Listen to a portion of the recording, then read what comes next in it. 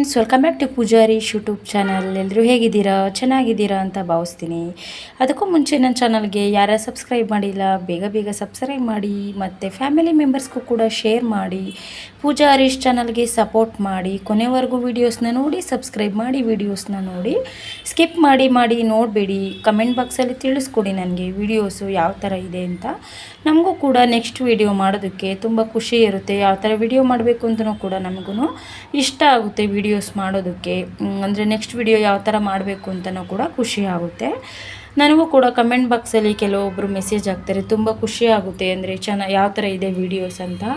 ಅದೇ ಥರನೂ ಕೂಡ ಈ ವಿಡಿಯೋನು ಹೇಗಿದೆ ಅಂತ ನನಗೆ ಕಮೆಂಟ್ ಬಾಕ್ಸಲ್ಲಿ ತಿಳಿಸಿ ಮರಿಬೇಡಿ. ನಾನು ನಿನ್ನೆ ನೈಟಿಂದ ವಿಡಿಯೋನ ಸ್ಟಾರ್ಟ್ ಮಾಡಿದ್ದೀನಿ. ಬೆಳಿಗ್ಗೆ ಮತ್ತು ನಿನ್ನೆ ಕೆಲಸ ಏನೇನು ಮಾಡಿದ್ದೀನಿ ಅಂತ ಒಂದು ಪುಟ್ಟ ವಿಡಿಯೋ ಮಾಡಿ ನಾನು ಶೇರ್ ಮಾಡ್ತಿದ್ದೀನಿ. ವಿಡಿಯೋ ಹೇಗಿದೆ ಅಂತ ಕಮೆಂಟ್ ಬಾಕ್ಸಲ್ಲಿ ತಿಳಿಸಿ ಮರಿಬೇಡಿ. ಬನ್ನಿ ವಿಡಿಯೋನ ಸ್ಟಾರ್ಟ್ ಮಾಡೋಣ. ನಾನಿಲ್ಲಿ ನಿನ್ನೆ ನೈಟು ನಮ್ಮ ಮನೆ ಪಕ್ಕ ಒಬ್ಬರು ಆಂಟಿ ಇದ್ದಾರೆ, ಅವರು ಹಲಸಿನ ಹಣ್ಣು ಕೊಟ್ಟಿದ್ರು ಅಂತ. ಅಂದರೆ ಕಟ್ ಮಾಡಿರೋ ಹಲಸಿನ ಹಣ್ಣು ಆಗಿರೋದ್ರಿಂದ ಹಂಗೆ ನೀರು ಹೊಡೆದ್ಬಿಡುತ್ತೆ ಬೆಳಗ್ಗೆ ಅಷ್ಟರಲ್ಲಿ ಅಂತ ನೀಟಾಗಿ ಬಿಡಿಸಿ ಒಂದು ಬೌಲ್ಗೆ ಹಾಕಿದ್ದೀನಿ. ಅಷ್ಟರಲ್ಲಿ ಐಸ್ ಕ್ರೀಮ್ ಇತ್ತು, ತಿಂದಿರಲಿಲ್ಲ, ಯಾಕೋ ತಿನ್ನಬೇಕು ಅನ್ನಿಸ್ತು. ಅದಕ್ಕೋಸ್ಕರ ಐಸ್ ಕ್ರೀಮ್ನ ಕೂಡ ತಿಂದು ನೆಕ್ಸ್ಟ್ ಇಲ್ಲಿ ನಾನು ಡೈಲಿ ಊಟ ಎಲ್ಲ ಆದಮೇಲೆ ಮಲಗಬೇಕಾದ್ರೆ ಏನಾದರೂ ಪಲಾವ್ಗಾಗಲಿ ಪಲ್ಯಕ್ಕಾಗಲಿ ಕಾಳುಗಳನ್ನ ನೆನೆಹಾಕಬೇಕು ಅಂತ ಅಂದರೆ ಊಟ ಆದಮೇಲೆ ನೆನೆಹಾಕ್ತಿದ್ದೆ. ಮರ್ತೋಗ್ಬಿಟ್ರೆ ಚೆನ್ನಾಗಿರೋದಿಲ್ಲ ಅಷ್ಟು ಅಂತ ಎಷ್ಟೋ ಸಲ ನಾನು ಪಲಾವ್ಗೆ ಬಟಾಣಿ ನೆನೆ ಹಾಕಬೇಕು ಅಂತ ಅಂದ್ಕೊಂಡು ಹಾಗೇ ಮಲಗಿಬಿಡ್ತಿದ್ದೆ ಊಟ ಮಾಡಿ. ಅದಕ್ಕೋಸ್ಕರ ಇವತ್ತು ಫಸ್ಟೇ ನೆನೆ ಹಾಕ್ತಿದ್ದೀನಿ. ಇಲ್ಲಿ ತಿಂಗ್ಳುಳ್ಳಿ ಕಾಳು ಮತ್ತು ನಾನು ಬಟಾಣಿನ ಯೂಸ್ ಮಾಡ್ತಿದ್ದೀನಿ. ಮತ್ತು ತಿಂಗ್ಳುಳ್ಳಿ ಕಾಳು ಇಲ್ಲ ಅಂದರೆ ಅಲಸಂದೆ ಕಾಳು, ನಮ್ಮ ಸೈಡೆಲ್ಲ ನಾವು ತಡ್ನಿ ಕಾಳು ಅಂತೀವಿ ಜಾಸ್ತಿ. ಕೆಲವೊಬ್ಬೊಬ್ಬರು ಅಲಸಂದೆ ಕಾಳು ಅಂತಲೂ ಕೂಡ ಹೇಳ್ತಾರೆ. ಇದು ಬಂದು ತಿಂಗ್ಳುಳ್ಳಿ ಕಾಳು. ಅಲಸಂದೆ ಕಾಳು ಕೂಡ ತುಂಬ ಚೆನ್ನಾಗಿರುತ್ತೆ ಪಲ್ಯಕ್ಕೆಲ್ಲ. ಅಂದರೆ ಸಾಂಬಾರಿಗೆ, ಸೊಪ್ಪಿನ ಸಾಂಬಾರು ಅಂದರೆ ಸಾಂಬಾರು ಜೊತೆ ಎಲ್ಲ ಯೂಸ್ ಮಾಡಿದ್ರೆ ತುಂಬ ಚೆನ್ನಾಗಿರುತ್ತೆ. ಕಾಳುಗಳನ್ನೆಲ್ಲ ನಾನು ಹಾಕಿ ಆಯಿತು. ನೆಕ್ಸ್ಟ್ ನಾನಿಲ್ಲಿ ಬಾಕ್ಸೆಲ್ಲ ತೆಗೆದಿಟ್ಟು ಊಟ ಮಾಡೋಣ ಅಂತ ನಿನ್ನೆ ನಾನು ಮೂಲಂಗಿ ಸಾಂಬಾರನ್ನ ಮಾಡಿದ್ದೆ. ಮೂಲಂಗಿ ಸಾಂಬಾರು ಅಂದರೆ ಅಷ್ಟು ಇಷ್ಟ ಆಗೋದಿಲ್ಲ, ನನಗೂ ಕೂಡ ಏನು ಇಷ್ಟ ಆಗೋದಿಲ್ಲ, ನಮ್ಮ ಮನೆಯವರು ಇಷ್ಟಪಡೋದಿಲ್ಲ. ಅದಕ್ಕೋಸ್ಕರ ಊಟ ಮಾಡಬೇಕು. ಸಾಂಬಾರು ಕೂಡ ಇತ್ತು, ಏನು ಅಡುಗೆ ಮಾಡೋ ಆಗಿರಲಿಲ್ಲ. ಮತ್ತು ನೈಟು ಮಾಮೂಲಿ ಹೇಳ್ದಂಗೆ ಡೈಲಿ ಇದೊಂದು ಕೆಲಸ, ಡೈಲಿ ರೊಟೀನ್ ಅಂತಲೇ ಹೇಳ್ಬೋದು. ದ್ರಾಕ್ಷಿ, ಗೋಡಂಬಿ ಮತ್ತು ಬಾದಾಮನ್ನು ಕೂಡ ಡೈಲಿ ನೆನೆಹಾಕ್ತೀನಿ. ಯಾರೇ ಆಗಲಿ ಒಂದು ಇಡೀನೇ ತಿನ್ನಬೇಕು, ಇಷ್ಟೇ ತಿನ್ನಬೇಕು ಅಂತ ಏನು ರೂಲ್ಸ್ ಇರೋದಿಲ್ಲ. ನಮ್ಮ ಮನೆಯಲ್ಲಿ ಎಷ್ಟಿರುತ್ತೆ ಅಷ್ಟನ್ನ ಯೂಸ್ ಮಾಡಿಕೊಂಡು ಒಂದೊಂದೇ ಆಗಲಿ ಬಾದಾಮು ತಿನ್ನೋದ್ರಿಂದ ನಮಗೂ ಕೂಡ ಒಳ್ಳೆಯದು. ನಾನಿಲ್ಲಿ 2 3 ಅಂದರೆ ನನಗೆ ಎಷ್ಟು ಇಷ್ಟ ಆಗುತ್ತೆ ಅಷ್ಟು ನೆನೆಹಾಕಿ ನಾನು ಬೆಳಗ್ಗೆ ಎದ್ದು ಅದು ನೆನೆಹಾಕಿರೋವಂಥ ನೀರನ್ನ ಯೂಸ್ ಮಾಡಿಕೊಂಡು ಕೆಲವರು ಈ ಮಿಲ್ಕ್ ಶೇಕ್ ಅದೆಲ್ಲ ಮಾಡ್ತಾರಲ್ವ, ಅದಕ್ಕೆ ಗ್ರೈಂಡ್ ಮಾಡೋದಕ್ಕೆ ಅಂತ ಯೂಸ್ ಮಾಡ್ತಾರೆ. ನಾನೇನು ನೆನೆಸಿರೋವಂಥ ನೀರನ್ನ ಯೂಸ್ ಮಾಡೋದಿಲ್ಲ. ಹಾಗೇ 2 ಸಲ ವಾಶ್ ಮಾಡಿ ತಿಂತೀವಿ ಅಷ್ಟೇ. ಯೂಸ್ ಮಾಡೋದ್ರಿಂದ ನೀರನ್ನ ಏನು ತೊಂದರೆ ಇಲ್ಲ. ನೀರು ಕೂಡ ಏಕೆಂದರೆ ನೈಟೆಲ್ಲ ನೆಂದಿರುತ್ತೆ ಅಲ್ವಾ, ತುಂಬ ಚೆನ್ನಾಗಿರುತ್ತೆ. ಕಾಳುಗಳು ಮತ್ತು ಎಲ್ಲ ನೆನೆಹಾಕಿ ಆಯಿತು. ಅಷ್ಟರಲ್ಲಿ ನಾನು ಕೂಡ ಊಟ ಮಾಡೋದಕ್ಕೆ ಅಂತ ರೈಸು ಇತ್ತು, ಸಾಂಬಾರು ಇತ್ತು. ಅಡುಗೆ ನೈಟು ಆಲ್ಮೋಸ್ಟ್ ನಾನು ಅಡುಗೆ ಮಾಡೋದಿಲ್ಲ. ಏನಾದರೂ ಸಾಂಬಾರು ಇಲ್ಲ ಅಂತಂದರೆ ಮಾತ್ರ ಏನಾದರೂ ತಿಂಡಿ ಈ ಥರ ಮಾಡ್ಕೋತೀನಿ. ಏಕೆಂದರೆ ನಾನು ಬಂದು ನಮ್ಮನೆಯವರು ಇರೋದಿಲ್ಲ, ನೈಟ್ ಶಿಫ್ಟ್ ಹೋಗೋದ್ರಿಂದ ಒಬ್ರಿಗೇ ಏನು ಮಾಡೋದಕ್ಕೂ ಬೇಜಾರಾಗುತ್ತೆ. ಅದಕ್ಕೋಸ್ಕರ ನಾನು ಮುದ್ದೆನ ಡೈಲಿ ಮುದ್ದೆ ಮಾಡ್ತೀನಿ ಮನೆಯಲ್ಲಿ. ನಮಗೆ ಡೈಲಿ ಮುದ್ದೆ ಇರಲೇಬೇಕು. ಮಧ್ಯಾಹ್ನ ನಾನು ಮುದ್ದೆ ಮಾಡಿಬಿಡ್ತೀನಿ, ಏಕೆಂದರೆ ಇಬ್ಬರು ಇರ್ತೀವಲ್ವ, ಊಟ ಮಾಡ್ಬೋದು. ಅದೇ ನೈಟ್ ಆದರೆ ಒಬ್ಬೊಬ್ರಿಗೇ ಮಾಡೋದಕ್ಕೆ ಬೇಜಾರು ಅಂತ ಮಧ್ಯಾಹ್ನನೇ ರೈಸ್ನ ಜಾಸ್ತಿ ಕೂಗಿಸ್ಬಿಡ್ತೀನಿ. ಈ ಟೈಮಲ್ಲಿ ಅಂದರೆ ರೈಸ್ ತುಂಬ ತಿನ್ನೋದಕ್ಕಾಗೋದಿಲ್ಲ. ಅದಕ್ಕೋಸ್ಕರ ಸ್ವಲ್ಪ ರೈಸು, ಮಜ್ಜಿಗೆ ಇಲ್ಲ ಅಂಬ್ಲಿ ಏನಾದರೂ ಇದ್ದರೆ ಊಟ ಮಾಡಿ, ಅಂಬ್ಲಿ ಮಜ್ಜಿಗೆ ಇದ್ದರೆ ಕುಡಿದು ಮಲ್ಕೋತೀನಿ. ಮತ್ತು ಡೈಲಿ ಯಾವತ್ತೇ ಆಗಲಿ ಊಟ ಆದಮೇಲೆ ಲೇಟ್ ಆಗಲಿ ಒಂದು 5 ನಿಮಿಷ ಕೆಲಸ, ಪಾತ್ರೆನಂತೂ ಮನೆಯಲ್ಲಿ ಹಾಗೆ ಬಿಟ್ಟು ಮಲಗಬಾರ್ದು. ಏಕೆಂದರೆ ಬೆಳಗ್ಗೆ ಎದ್ದೇಳೋ ಅಷ್ಟರಲ್ಲಿ ಸೊಳ್ಳೆಗಳು ಮತ್ತು ಗುಂಗ್ರ ಏನಾದರೂ ಒಂದು ಸುಮ್ಮನೆ ಇಲ್ದಿರೋ ಗುಂಗ್ರಗಳು, ಸೊಳ್ಳೆಗಳು ಸ್ಟಾರ್ಟ್ ಆಗುತ್ತೆ. ಅದಕ್ಕೋಸ್ಕರ ಕೆಲವರು ಹೇಳ್ತಾರೆ ಸೋಷಿಯಲ್ ಮೀಡಿಯಾದಲ್ಲ ಅಂದರೆ ಬ್ಯಾಕ್ಟೀರಿಯಾಗಳು ಕೂಡ ಉತ್ಪತ್ತಿ ಆಗುತ್ತೆ ಅಂತ ಹೇಳ್ತಾರೆ. ಏಕೆಂದರೆ ಎಂಜಲು ಪಾತ್ರೆ ಅಲ್ವಾ, ನಾವು ತೊಳೆದಿಟ್ಟು ಮಲ್ಕೋದ್ರಿಂದ ನಮಗೇನೆ ಒಳ್ಳೆಯದು.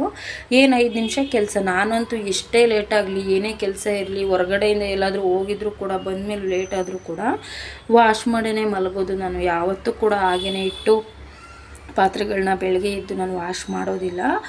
ನೈಟ್ ಎಷ್ಟೊತ್ತಾದರೂ ಕೂಡ ಏನು ಎಷ್ಟು ಅಂದರೆ ಒಂದು 5 ನಿಮಿಷದ ಕೆಲಸ ಅಷ್ಟೇ.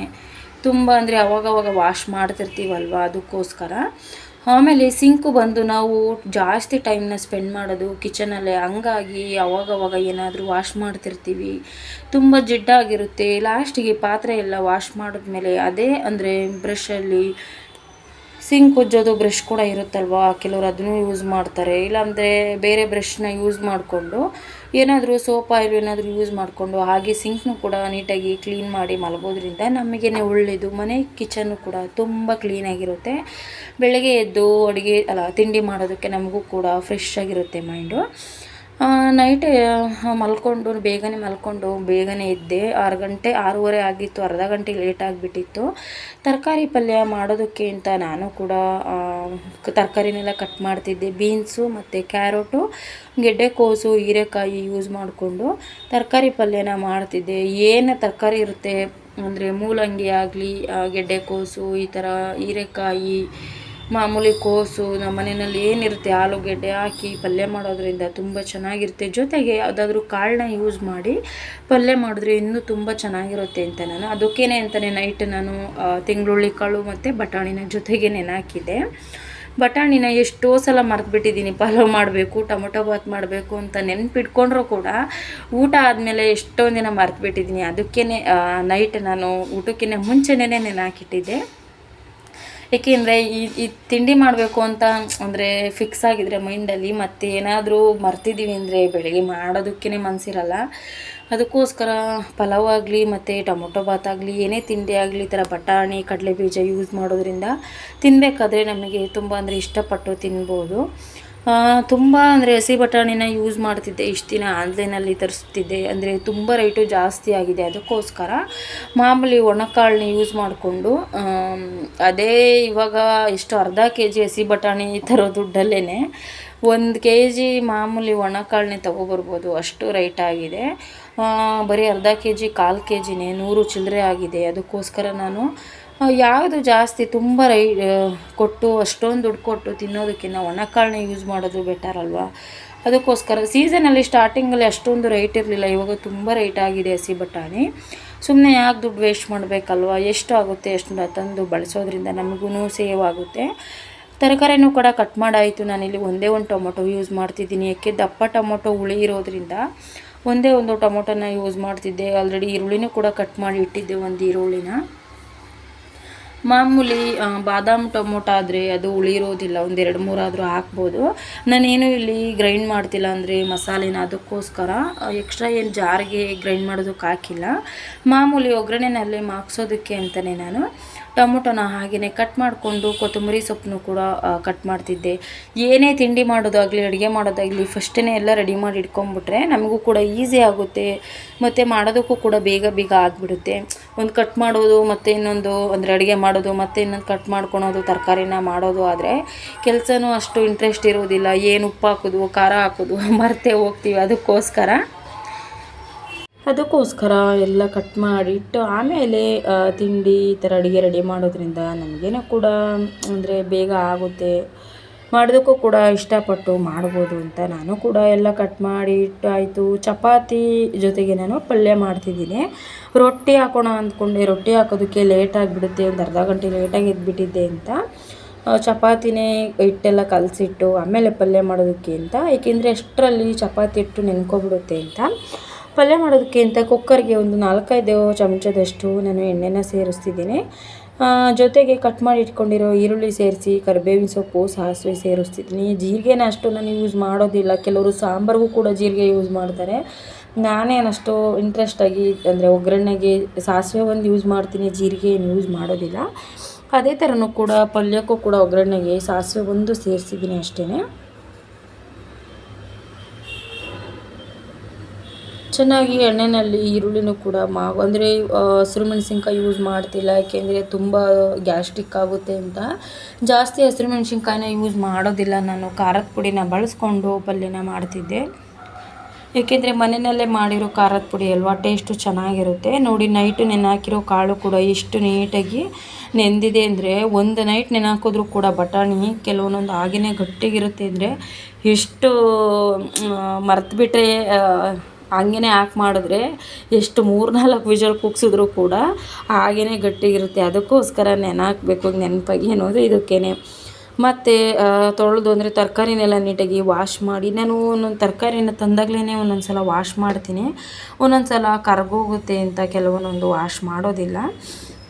ತರಕಾರಿ ಕಟ್ ಮಾಡಿರೋ ತರಕಾರಿನೂ ಕೂಡ ವಾಶ್ ಮಾಡಿ ಹಾಕಿ ನೀಟಾಗಿ ನೀರಿನ ಅಂಶ ಬಿಡೋವರೆಗೂ ಒಂದು 5-10 ನಿಮಿಷ ಚೆನ್ನಾಗಿ ಕೈ ಆಡ್ಕೋಬೇಕು. ಮತ್ತು ನೆನೆಸಿಟ್ಟಿದ್ದೆ ಅಲ್ವ ನೈಟು, ಅದು ಕೂಡ ಕಾಳನ್ನೂ ಕೂಡ ಸೇರಿಸ್ತಿದ್ದೀನಿ ತರಕಾರಿ ಜೊತೆನೇ.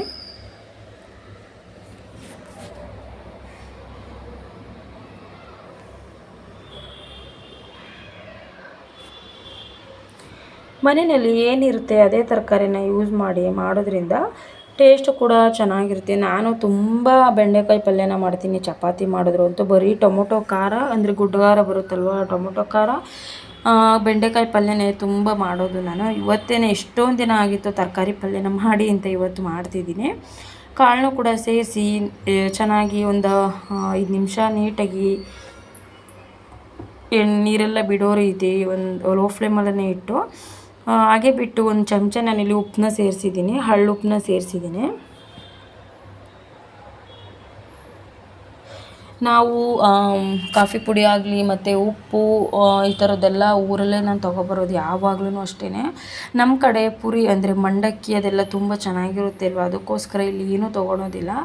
ಊರಿಗೆ ಹೋದಾಗ ಈ ಸಲ ಮರ್ತು ಬಿಟ್ಬಿಟ್ಟಿದ್ದೀನಿ. ಈ ಸಲ ನೆಕ್ಸ್ಟ್ ಏನಾದರೂ ಹೋದರೆ ತೊಗೊಬರ್ಬೇಕು. ಕಾಫಿ ಪುಡಿ ಮತ್ತು ಮಂಡಕ್ಕಿ ಅಂದರೆ ಪುರಿ, ನಮ್ಮ ಕಡೆ ಪುರಿ ಅಂತೀವಿ ನಾವು, ಜಾಸ್ತಿ ಮಂಡಕ್ಕಿ ಅನ್ನೋದಿಲ್ಲ. ಉಪ್ಪು ಈ ಥರದ್ದೆಲ್ಲ ನಾನು ಊರಲ್ಲೇ ತೊಗೊಬರ್ತೀನಿ.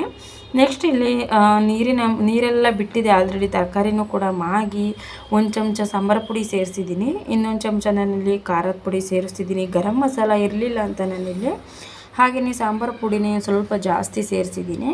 ಮತ್ತು ನಮ್ಮನೆಯಲ್ಲಿ ನಮ್ಮ ಅತ್ತೆ ಕೊಟ್ಟಿದ್ದರು, ಅಂದರೆ ಕಡಲೆದಕ್ಕೇ ಮಸಾಲೆನ ರುಬ್ಬಿರೋದು ಪಲ್ಯಗಳಿಗೆ ಯೂಸ್ ಮಾಡೋದಕ್ಕೆ ಚೆನ್ನಾಗುತ್ತೆ ಅಂತ. ಯಾವುದೋ ಫಂಕ್ಷನ್ನಲ್ಲಿ ಅಂದರೆ ಉಳಿದಿರುತ್ತಲ್ವ, ಸುಮ್ಮನೆ ವೇಸ್ಟ್ ಮಾಡೋದ್ರ ಬದಲು ನಾನು ಜಾಸ್ತಿ ಈ ಥರದ್ದೆಲ್ಲ ಪಲ್ಯ ಮಾಡ್ತಿರ್ತೀನಿ ಅಂತ ನನಗೇ ಕೊಟ್ಟಿದ್ದರು.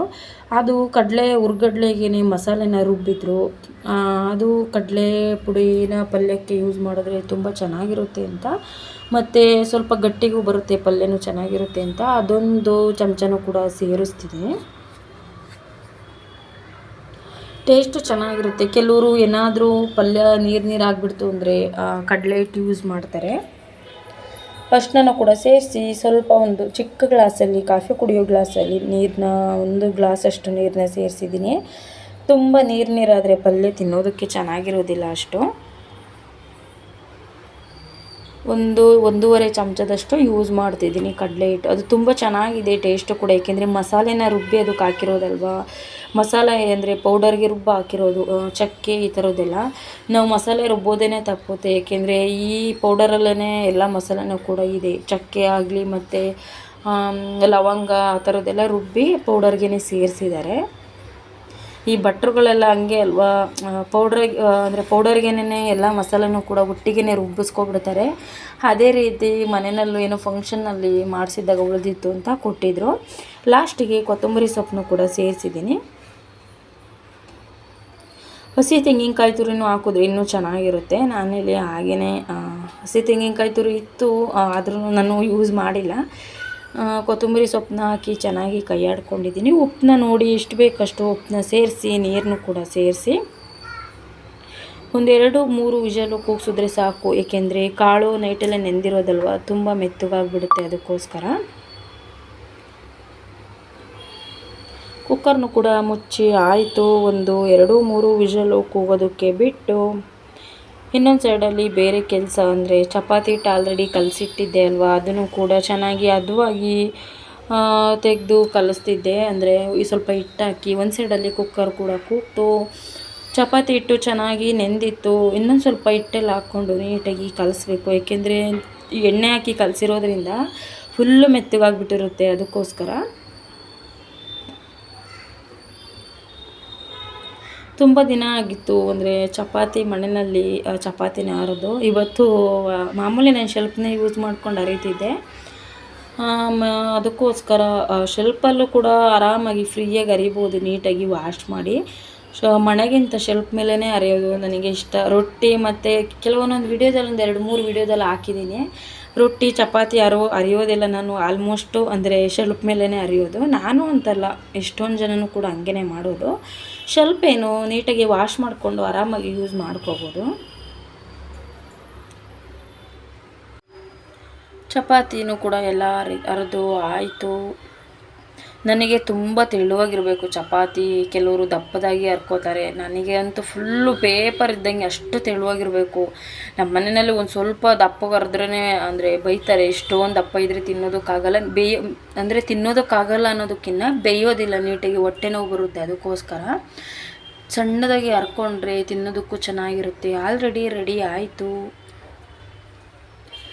ತಿಂಡಿನೂ ಕೂಡ ರೆಡಿ ಆಯಿತು. ಒಂದು ಸೈಡಲ್ಲಿ ಕಾಫಿನೂ ಕೂಡ, ತಿಂಡಿ ಜೊತೆಗೆ ಕಾಫಿ ಕೊಡಬೇಕು. ಮುಂಚೆನೇ ಇಟ್ಟರೆ ಅಷ್ಟು ಚೆನ್ನಾಗಿರೋದಿಲ್ಲ, ತಿಂಡಿ ಜೊತೆ ಕುಡಿಬೇಕು ಅಂತ ತಿಂಡಿ ಜೊತೆನೇ ಕಾಫಿನೂ ಕೊಡೋದಕ್ಕೆ ಅಂತ ಕಾಫಿನೂ ಕೂಡ ಸೋಸಿ ಆಯಿತು. ತಿಂಡಿ ಎಲ್ಲ ತಿನ್ನೋದಕ್ಕೆ ಅವ್ರಿಗೆ ತಿಂಡಿ ಹಾಕ್ಕೊಟ್ಟು, ನಾನು ಅಷ್ಟು ಬೇಗ ತಿಂಡಿ ತಿನ್ನೋದಿಲ್ಲ. ನಾನು 9 ಗಂಟೆ ಮೇಲೇ ತಿಂಡಿ ತಿನ್ನೋದು. ಅದಕ್ಕೋಸ್ಕರ ಅವರಿಗೆ ತಿಂಡಿ ಎಲ್ಲ ಹಾಕ್ಕೊಟ್ಟು, ರಾತ್ರಿ ಅಂದರೆ ಬಿಡಿಸಿಟ್ಟಿರೋ ಹಲಸಿನ ಹಣ್ಣಲ್ಲಿ ಸ್ವಲ್ಪ ರಸಾಯನ ಮಾಡೋದಕ್ಕೆ ಅಂತ ನೀಟಾಗಿ ಎಲ್ಲ ಬಿಡಿಸ್ತಿದ್ದೆ. ಅಂದರೆ ಎಲ್ಲ ಕಟ್ ಮಾಡಿ ಕೈಯಲ್ಲಿ ಬಿಡಿಸೋದಕ್ಕಿಂತ ಚಾಕಲ್ಲೇ ಕಟ್ ಮಾಡಿದ್ರೆ ಬೇಗ ಆಗುತ್ತೆ ಅಂತ ಚಾಕಲ್ಲಿ ಕಟ್ ಮಾಡೋದಕ್ಕೆ ಸ್ಟಾರ್ಟ್ ಮಾಡಿಕೊಂಡೆ. ಏಕೆಂದರೆ ಕೈಲಿ ಬಿಡಿಸ್ತಾ ಕೂತ್ಕೊಂಡ್ರೆ ನಮ್ಮ ಮನೆಯವ್ರಿಗೆ ಮಲಗೋದಕ್ಕೆ ಲೇಟ್ ಆಗುತ್ತೆ ಅಂತ ಚಾಕಲ್ಲಿ ಕಟ್ ಮಾಡಿದ್ರೆ ಬೇಗ ಆಗುತ್ತೆ ಅಂತ ನೀಟಾಗಿ ಅದರೊಳಗಡೆ ಇರುವಂಥ ಬೀಜನೆಲ್ಲ ತೆಗೆದು ಚಾಕಲ್ಲೇ ಕಟ್ ಮಾಡ್ತಿದ್ದೆ. ಹಲಸಿನ ಹಣ್ಣು ಹಂಗೆ ತಿನ್ನೋದಕ್ಕಿಂತ ಈ ಥರ ರಸಾಯನ ಮಾಡಿ ತಿನ್ನಿ, ತುಂಬ ಚೆನ್ನಾಗಿರುತ್ತೆ. ತುಪ್ಪ ಇಲ್ಲಾಂದರೆ ಜೇನುತುಪ್ಪ, ಅದ್ರ ಜೊತೆಗೆ ಈ ಥರ ಸಕ್ಕರೆ ಕಾಯಿ ಹಾಕ್ಕೊಂಡು ತಿಂದರೆ ಎಷ್ಟು ಚೆನ್ನಾಗಿರುತ್ತೆ ಅಂದರೆ, ಕೆಲವರು ಇದ್ರ ಜೊತೆಗೆ ಡ್ರೈ ಫ್ರೂಟ್ಸ್ ಎಲ್ಲ ಅಂದರೆ ಸೇರಿಸಿ ತಿಂತಾರೆ. ಒಂದೊಂದು ಇದರಲ್ಲಿ ಅಂದರೆ ಒಂದೊಂದು ರೀತಿಲಿ ಮಾಡಿ, ಒಂದೊಂದು ವಿಧಾನದಲ್ಲಿ ಮಾಡಿ ತಿಂತಾರೆ. ಯೂಟ್ಯೂಬಲ್ಲಿ ನೋಡಿ ಒಂದೊಂದು ಎಷ್ಟು ರೆಸಿಪಿ ಇರುತ್ತೆ. ಒಂದು ಐಟಮ್, ಒಂದು ತಿಂಡಿನಲ್ಲ, ಒಂದು ಹಣ್ಣಿನಲ್ಲಿ ಅಂದರೆ ತುಂಬ ರೆಸಿಪಿ ಇರುತ್ತೆ. ಇದಕ್ಕೇ ಬೆಲ್ಲನೂ ಕೂಡ ಜಾಗ್ರಿ ಪೌಡರ್ ಬರುತ್ತಲ್ವ, ಜಾಗ್ರಿ ಪೌಡರ್ನ ಯೂಸ್ ಮಾಡಿ ಮಾಡ್ತಾರೆ. ಅದೂ ತುಂಬ ಚೆನ್ನಾಗಿರುತ್ತೆ. ನಾನು ಸಕ್ಕರೆನ ಯೂಸ್ ಮಾಡಿ ಮಾಡ್ತಿದ್ದೀನಿ, ಬೆಲ್ಲ ಅಷ್ಟು ನನಗೆ ಇಷ್ಟ ಆಗೋದಿಲ್ಲ. ಅದಕ್ಕೋಸ್ಕರ ಸಕ್ಕರೆನ ಯೂಸ್ ಮಾಡ್ತಿದ್ದೆ. ನಾವು ಸಕ್ಕರೆನ ಹಾಕೋದೇ ಬೇಡ, ಜೇನುತುಪ್ಪ ಈ ಥರ ಏನಾದರೂ ಡ್ರೈ ಫ್ರೂಟ್ಸು ಈ ಥರ ಸೇರಿಸಿದ್ರೆ ಅದನ್ನೇ ತುಂಬ ಸ್ವೀಟ್ ಆಗಿಬಿಡುತ್ತೆ. ಅದಕ್ಕೋಸ್ಕರ ಕೈಯಲ್ಲಿ ಬಿಡಿಸೋದಕ್ಕೆ ಲೇಟಾಗುತ್ತೆ ಅಂತ, ಏಕೆಂದರೆ ಬೀಜ ಎಲ್ಲ ತೆಗೆದ್ರೆ ನೀಟಾಗಿ ಬಿಡಿಸ್ಬೋದು ಬೇಗ ಅಂತ ಚಾಕಲ್ಲೇ ಯೂಸ್ ಮಾಡಿಕೊಂಡು ನೀಟಾಗಿ ಚಿಕ್ಕದಾಗಿ ಕಟ್ ಮಾಡ್ತಿದ್ದೆ. ನಾವೆಲ್ಲ ಚಿಕ್ಕವರಿದ್ದಾಗ ದೇವಸ್ಥಾನದ ಹತ್ರ ಹೋದಾಗ, ಅಂದರೆ ಹಲಸಿನ ಹಣ್ಣಿನ ಸೀಸನ್ ಆದರೆ ಪಲ್ಲಾರ ಚರ್ಪ್ ಅಂತ ಕೊಡ್ತಿದ್ರು, ಹಲಸಿನ ಹಣ್ಣಿಂದು ರಸಾಯನ ಕೊಡ್ತಿದ್ರು. ಮನೆಯಲ್ಲಿ ಅಷ್ಟು ಮಾಡಿ ತಿಂತಿರಲಿಲ್ಲ, ಏಕೆಂದರೆ ಮಾಮೂಲಿ ಹಣ್ಣನ್ನ ಕೊಯ್ದು ಹಂಗೆ ತಿಂತಿದ್ವಿ. ರಸಾಯನ ಅಷ್ಟು ಎಲ್ಲೋ ಅಪರೂಪಕ್ಕೆ ರಸಾಯನ ಮಾಡ್ಕೊಂಡು ತಿಂತಿದ್ವಿ. ಅದಕ್ಕೋಸ್ಕರ ಇವತ್ತು ಯಾಕೋ ಮಾಡಬೇಕು ಅನ್ನಿಸ್ತು, ಇಷ್ಟ ಆಯಿತು. ಮೊನ್ನೆ ರೀಲ್ಸಲ್ಲಿ ನೋಡಿದ್ದೆ, ಅವಾಗಿಂದ ನನಗೂ ಕೂಡ ಮಾಡಿ ತಿನ್ನಬೇಕು ಅನ್ನಿಸ್ತು. ಅಷ್ಟರಲ್ಲಿ ಪಕ್ಕದ ಮನೆ ಆಂಟಿ ತೊಗೊಬಂದು ಕೊಟ್ಟರು. ಅದಕ್ಕೋಸ್ಕರ ಹೆಂಗೋ ಅಂದ್ಕೊಂಡಿದ್ದೆ ಅಲ್ವಾ, ಅದಕ್ಕೋಸ್ಕರ ರಸಾಯನ ಮಾಡಿ ತಿನ್ನೋಣ ಅಂತ ಎಲ್ಲ ನೀಟಾಗಿ ಕಟ್ ಮಾಡಿ ಸೇರಿಸ್ತಿದ್ದೆ. ನೀವು ಕೂಡ ಮನೆಯಲ್ಲಿ ಮಾಡಿ, ತುಂಬ ಚೆನ್ನಾಗಿರುತ್ತೆ. ಏಕೆಂದರೆ ಸೀಸನ್ ಆಗಿರೋದ್ರಿಂದ ಹಣ್ಣು ಸಿಗುತ್ತೆ. ಇವಾಗ ಇನ್ನು ಮಾವಿನ ಹಣ್ಣು ಮತ್ತು ಹಲಸಿನ ಹಣ್ಣು ತುಂಬ ಸೀಸನ್. ಇನ್ನು ಮಾವಿನ ಹಣ್ಣು ಆಲ್ರೆಡಿ ಹಣ್ಣೆಲ್ಲ ತುಂಬ, ಎಲ್ಲ ಸೀಡ್ಸು ಕೂಡ ಮಾವಿನ ಹಣ್ಣು ಕೂಡ ಬಂದಿದೆ. ಯಾವ ಸೀಸನಲ್ಲಿ ಏನು ಸಿಗುತ್ತೆ ತೊಗೊಂಡು ತಿನ್ನಬೇಕು. ತುಂಬ ಅಂದರೆ ಮತ್ತೆ ತಿಂತೀವಿ ಅಂದರೆ ಸಿಗೋದಿಲ್ಲ ಅಲ್ವ, ಅದಕ್ಕೋಸ್ಕರ ನೋಡಿ ಇಷ್ಟು ದಿನ ಒಂದು ತಿಂಗಳ ಹಿಂದೆ ಕಲ್ಲಂಗಡಿ ಹಣ್ಣು ಸೀಸನ್ ಇತ್ತು, ಜ್ಯೂಸು ಬಿಸಿಲು ಅಂತ ಜ್ಯೂಸ್ ಕುಡಿತಿದ್ವಿ. ಸೇಮ್ ಹಂಗೇನೆ ಇವಾಗ ಹಣ್ಣಿನ ಸೀಸನು ಮುಗೀತು, ಕಲ್ಲಂಗಡಿ ಹಣ್ಣು ಸೀಸನ್ ಆಲ್ಮೋಸ್ಟ್ ಮುಗೀತು. ಎಲ್ಲೋ ಕೆಲವರು ರೇರ್ ಒಬ್ಬೊಬ್ರು ಅಂಗಡಿಲಿ ಇರುತ್ತೆ ಅಷ್ಟೇ, ಬಿಟ್ಟರೆ ಇನ್ನು ಸ್ಟಾರ್ಟು ಮಾವಿನ ಹಣ್ಣು, ಮಾವಿನಕಾಯಿ, ಹಲಸಿನ ಹಣ್ಣಿನ ಸೀಸನ್ನು ಸ್ಟಾರ್ಟು. ನಾನಿಲ್ಲಿ ನೈಟ್ ನೆನೆಸಿಟ್ಟಿದ್ದೆ ಅಲ್ವಾ ಡ್ರೈ ಫ್ರೂಟ್ಸು, ಅದನ್ನು ಕೂಡ ಹಾಗೆ ತಿನ್ನೋದಕ್ಕಿಂತ ಇದಕ್ಕೆ ಕಟ್ ಮಾಡಿ ಸೇರಿಸಿದ್ರೆ ಚೆನ್ನಾಗಿರುತ್ತೆ ಅಂತ ಅದನ್ನು ಕೂಡ ಕಟ್ ಮಾಡಿ ಒಂದು ಸೈಡಲ್ಲಿ ಎತ್ತಿಟ್ಟಿದ್ದೀನಿ. ಜೊತೆಗೆ ಎಲ್ಲ ನೀಟಾಗಿ ಹಲಸಿನ ಹಣ್ಣು ಕಟ್ ಮಾಡಿ ಆಯಿತು. ಒಂದು ಬೌಲ್ ಸಿಹಿ ತೆಂಗಿನಕಾಯಿ ತುರಿನ ಸೇರಿಸಿದ್ದೀನಿ, ಸಕ್ಕರೆನೂ ಕೂಡ ಸೇರಿಸಿ ನಾನಿಲ್ಲಿ ಜೇನುತುಪ್ಪನ ಸೇರಿಸ್ತಿದ್ದೀನಿ. ಜೇನುತುಪ್ಪ ತೊಗೊಬಂದು ಹಾಗೆ ಇಟ್ಟಿದ್ದೆ, ಯೂಸೇ ಮಾಡಿರಲಿಲ್ಲ. ಸ್ವಲ್ಪ ದಿನ ಬಿಸಿನೀರಿಗೆ ಹಾಕಿ ಕೊಟ್ಟೆ ನಮ್ಮನೆಯವರು, ಸ್ವಲ್ಪ ದಿನ ಕುಡಿದ್ರು. ಸ್ಟಾರ್ಟಿಂಗು ವಸ್ತ್ರಲ್ಲಿ ಅಂದರೆ ಯಾವುದೇದು ಕುಡಿಯೋದಾಗಲಿ ತಿನ್ನೋದಾಗಲಿ ಚೆನ್ನಾಗಿರುತ್ತೆ. ಆಮೇಲೆ ಯಾರು ಕುಡಿತಾರೆ ಅಂತ ನಮ್ಮನೆಯವರು ಕುಡಿಯೋದೇ ಬಿಟ್ಟರು. ಅದಕ್ಕೋಸ್ಕರ ಜೇನುತುಪ್ಪನ ಯೂಸೇ ಮಾಡಿರಲಿಲ್ಲ. ಇವತ್ತು ತೆಗೆದಿದ್ದೀನಿ, ತೊಗೊಬಂದಿದ್ರಿಂದ 1-2 ಸಲ ಯೂಸ್ ಮಾಡಿದ್ದೆ ಅಷ್ಟೇ. ರಸಾಯನಕ್ಕೆ ತುಂಬ ಚೆನ್ನಾಗಿರುತ್ತೆ ಅಂತ ಯೂಸ್ ಮಾಡ್ತಿದ್ದೀನಿ. ನೋಡಿ ಚಿಕ್ಕದಾಗಿ ಕಟ್ ಮಾಡಿದ್ದೀನಿ ಡ್ರೈ ಫ್ರೂಟ್ಸ್ನೆಲ್ಲ ನೆಂದಿರೋದನ್ನ. ಅದನ್ನು ಕೂಡ ಸೇರಿಸ್ತಿದ್ದೀನಿ. ಇದು ಎಲ್ಲದಕ್ಕಿಂತ ತುಪ್ಪ ಇದ್ದರೆ ಇನ್ನೂ ತುಂಬ ಚೆನ್ನಾಗಿರುತ್ತೆ. ನಾನು ತುಪ್ಪ ಊರಿಂದ ತೊಗೊಬಂದಿಲ್ಲ, ತುಂಬ ದಿನವೇ ಆಗೋಯಿತು. ಅಂಗಡಿನಲ್ಲಿ ಸಿಗೋ ತುಪ್ಪ ಅಷ್ಟು ಚೆನ್ನಾಗಿರೋದಿಲ್ಲ. ಅಂದರೆ ಟೈಮ್ ಅಂದರೆ ಖಾಲಿ ಆಗ್ತಾ ಆಗ್ತಾ ಬಾಕ್ಸಲ್ಲಿ ಅದ್ರ ಸ್ಮೆಲ್ ಫ್ಲೇವರೇ ಚೇಂಜ್ ಆಗಿಬಿಡುತ್ತೆ. ಮತ್ತು ಮಾಮೂಲಿ ಮನೆಯಲ್ಲಿ ಬೆಣ್ಣೆನ ತೊಗೊಬಂದು ತುಪ್ಪ ಕಾಯಿಸಿ ಮಾಡೋದ್ರಿಂದ ಅದೆಷ್ಟು ಚೆನ್ನಾಗಿರುತ್ತೆ. ಸ್ಮೆಲ್ಲು ಕೂಡ ಎಷ್ಟು ದಿನ ಆದರೂ ಹಾಳಾಗೋದಿಲ್ಲ. ಅಂಗಡಿದು ತೊಗೊಬಂದು ಮತ್ತೆ ಕಾಯಿಸಿದ್ರೇ ಪರವಾಗಿಲ್ಲ, ಸ್ವಲ್ಪ ದಿನ ಚೆನ್ನಾಗಿರುತ್ತೆ ಅಷ್ಟೇ. ನಮ್ಮನೆಯಲ್ಲಿ ನಾವು ಯಾವುದೇ ಆಗಲಿ GRB ಆಗಲಿ ಯಾವುದೇ ಆಗಲಿ ಏನಾದರೂ ಅಕಸ್ಮಾತ್ ತೊಗೊಬಂದರೆ ಬೆಳ್ಳುಳ್ಳಿ, ವೀಳ್ಯದೆಲೆ, ಅರಿಶಿನ ಹಾಕಿ ಕಾಯಿಸಿನೇ ನಾವು ಮತ್ತೆ ಯೂಸ್ ಮಾಡೋದು. ಏಕೆಂದರೆ ಡೈರೆಕ್ಟಾಗಿ ಯೂಸ್ ಮಾಡೋದಿಲ್ಲ. ಕೆಲವರಿಗೆ ಕೆಮ್ಮು ಹತ್ಬಿಡುತ್ತೆ ಬೇರೆ ಹೊರಗಡೆ ತುಪ್ಪ ತಿಂದರೆ, ಅದಕ್ಕೋಸ್ಕರ. ರಸಾಯನ ಕೂಡ ರೆಡಿ ಆಯಿತು ನೋಡಿ. ಈ ಟೈಪು ನೀವು ಕೂಡ ಮಾಡಿ ತಿನ್ನಿ. ನಿಮ್ಮ ಮನೆಯಲ್ಲಿ ಯಾವ ಥರ ರಸಾಯನ ಮಾಡ್ತೀರಾ ನನಗೆ ಅಂತ ಕಮೆಂಟ್ ಬಾಕ್ಸಲ್ಲಿ ತಿಳಿಸ್ಕೊಡಿ. ನಾನು ನಮ್ಮ ಮನೆಯಲ್ಲಿ ಈ ಟೈಪ್ ಮಾಡ್ತೀವಿ. ರಸಾಯನನೂ ಕೂಡ ರೆಡಿ ಆಯಿತು ನೋಡಿ. ನೋಡೋದಕ್ಕೇ ತುಂಬ ಚೆನ್ನಾಗಿದೆ, ತಿಂದರೆ ಇನ್ನೂ ಕೂಡ ಚೆನ್ನಾಗಿರುತ್ತೆ ಅಲ್ವಾ. ಸೀಸನ್ ಆಗಿರೋದ್ರಿಂದ ಎಲ್ಲರೂ ಕೂಡ ಮನೆಯಲ್ಲಿ ಮಾಡಿ ಈ ಥರ ಹಲಸಿನ ಬೀಜನ ಯೂಸ್ ಮಾಡಿಕೊಂಡು ಸಾಂಬಾರನ್ನು ಕೂಡ ಮಾಡ್ಬೋದು. ಪಲ್ಯಗಳನ್ನ ಮಾಡಬೇಕಾದ್ರೆ ಅದಕ್ಕೂ ಯೂಸ್ ಮಾಡ್ಬೋದು. ನಾವೆಲ್ಲ ಅವಾಗೆಲ್ಲ ಹುರಿದು ಹಾಗೇ ತಿಂತಿದ್ವಿ ಒಣಗಿಸಿ, ತುಂಬ ಚೆನ್ನಾಗಿರ್ತಿತ್ತು. ಮತ್ತು ನೋಡಿ ಆಲ್ರೆಡಿ ರಸಾಯನನೂ ಕೂಡ ರೆಡಿ ಆಯಿತು. ನಾನು ಕೂಡ ಪ್ಲೇಟ್ಗೆ ಸರ್ವ್ ಮಾಡ್ತಿದ್ದೆ. ನೀವು ಕೂಡ ನನಗೆ ಕಮೆಂಟ್ ಬಾಕ್ಸಲ್ಲಿ ತಿಳಿಸಿ ರಸಾಯನನ ಯಾವ ರೀತಿ ಮಾಡ್ತೀರಾ ಅಂತ. ಮತ್ತು ಯಾರ್ಯಾರು ತಿಂದಿದ್ದೀರಾ ಈ ಥರ ರಸಾಯನ ಅಂತಲೂ ಕೂಡ ಕಮೆಂಟ್ ಬಾಕ್ಸಲ್ಲಿ ತಿಳಿಸಿ. ಕೊನೆವರೆಗೂ ವಿಡಿಯೋನ ನೋಡಿದ್ದಕ್ಕೆ ತುಂಬ ಧನ್ಯವಾದಗಳು ಫ್ರೆಂಡ್ಸ್. ಕಮೆಂಟ್ ಬಾಕ್ಸಲ್ಲಿ ನನಗೆ ವಿಡಿಯೋ ಹೇಗಿದೆ ಅಂತ ಮರಿಬೇಡಿ, ಖಂಡಿತವಾಗ್ಲೂ ತಿಳಿಸಿ. Thank you so much.